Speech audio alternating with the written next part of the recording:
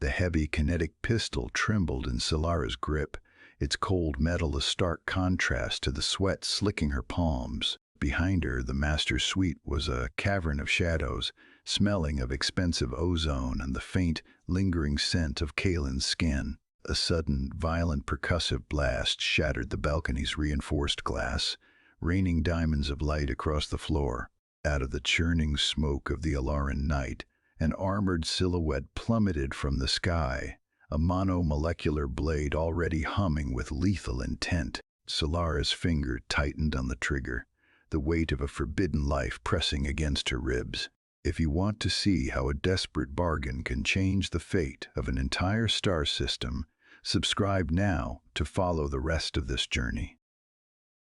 Now, we look back at the moment this impossible gamble began. 11 days earlier, the station's atmospheric scrubbers had hummed with a rhythmic, mechanical cough that usually signaled a failing filter. Solara didn't mind the thin air. She was used to being an afterthought in the eyes of the High Command. As a classified biological failure, her expiration date was etched into her identification chip. She had watched the refugee transports filling with those deemed useful while she was slated for the recycling wards. She stood before the heavy obsidian doors of the commander's private wing, her heart hammering a frantic rhythm against her sternum. Kalen was not just a soldier. He was the iron fist of the Terran expansion, a man whose reputation for efficiency was matched only by his rumored disdain for the fragile species he conquered. Solara smoothed the front of her sheer white silk garment, the fabric so light it felt like a second skin, a desperate uniform for a final shore leave proposition. When the doors hissed open, the air inside was pressurized and sharp. Kalen sat behind a desk of reclaimed oak, his eyes scanning tactical readouts that bathed his scarred features in a ghostly blue light. He didn't look up immediately. "The requisition forms are handled by the adjutant," he said, his voice a low, gravelly vibration that seemed to bypass her ears and settle in her chest. "I'm not here for supplies, Commander," Solara said, her voice steadier than she felt. He looked up then. His gaze was a physical weight, cold and calculating. Solara didn't flinch. She stepped into the light, letting the blue glow catch the transparency of her silk dress. "My medical records label me a barren failure. In 3 days, I am scheduled for disposal." She paused, the silence in the room thickening.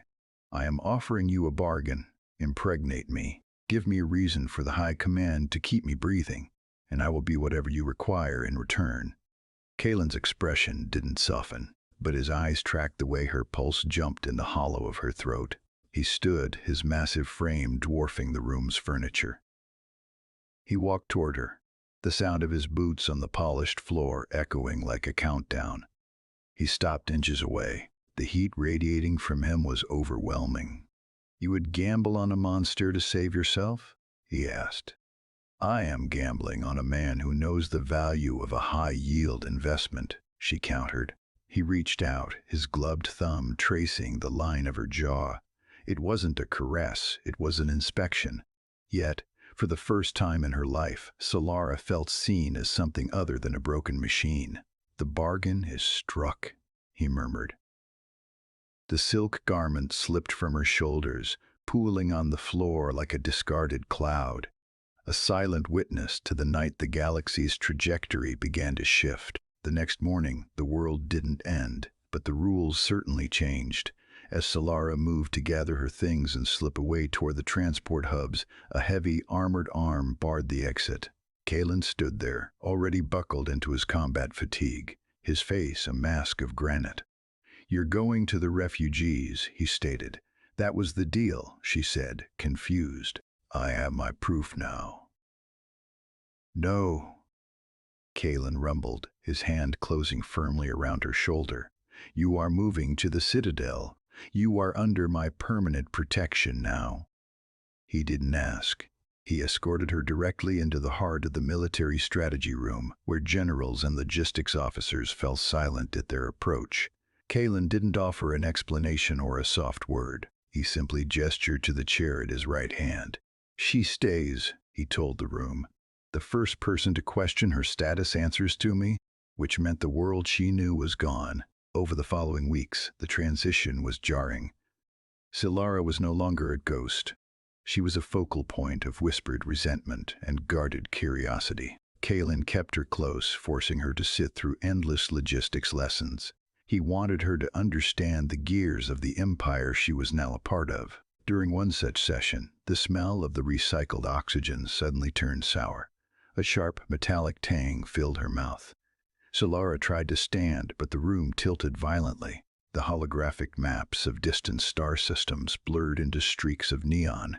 She felt her knees buckle, the cold floor rushing up to meet her. Are the risks we take for survival worth the price we pay in blood?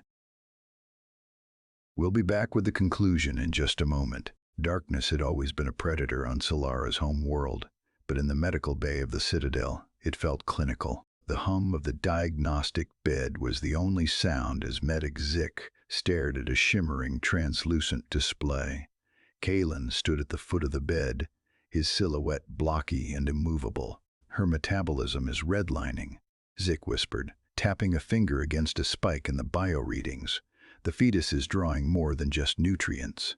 It is weaving Terran bone density with Alaran neural clusters. If we don't stabilize the sink, her heart will stop before the first trimester ends. The science of hybrid gestation was a theoretical nightmare, because the two species evolved on worlds with vastly different gravity and atmospheric pressures. The cellular bridge required a constant artificial calibration of the mother's endocrine system. It was a biological war. Kalen didn't look away from the screen, his jaw set so tight the muscle pulsed. "Lock it down," Kalen ordered. "No one enters this wing. If the High Command hears word of a successful hybrid before I've secured the perimeter, they'll see her as a lab specimen, not a consort." But the High Command wasn't the only threat. 2 weeks into the lockdown, the lights didn't just flicker. They died. A hollow, metallic boom echoed through the floorboards, followed by the high-pitched whine of the Citadel's emergency backup failing to engage.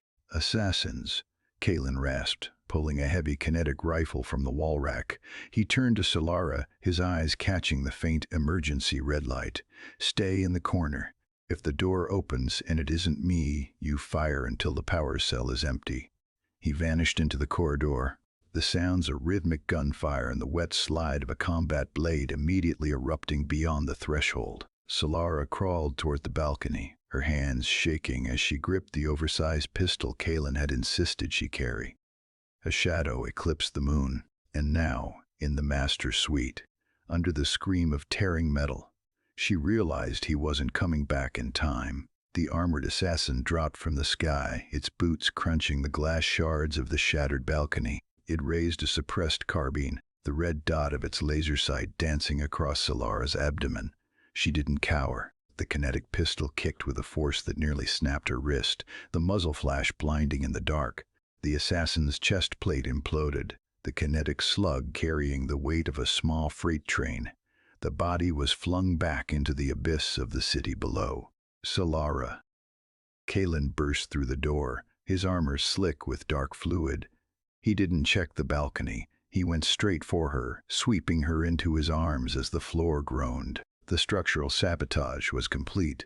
The Citadel was tilting, its foundation groaning under the weight of 1,000 tons of falling stone.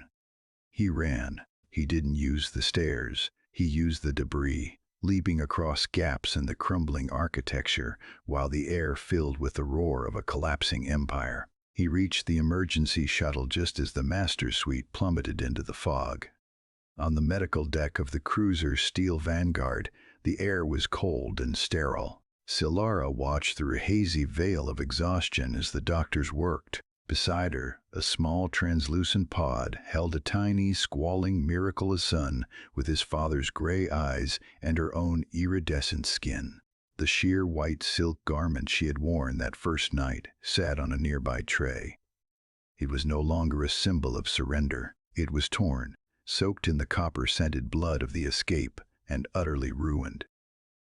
10 years later, Solara stood at the podium of the apex spire, the garment framed in glass behind her. She looked out at the delegation of 100 worlds. her hand resting on the shoulder of a young boy who moved with the grace of a hunter and the wisdom of a scholar. She didn't speak of conquest. She spoke of the night she knocked on a door with nothing but a prayer and found a future instead. Her son looked up at her, his grip on her hand firm and steady. How would our history change if we judged a species not by their weapons, but by what they are willing to protect? We'll be here tomorrow to chronicle the next great shift in the stars.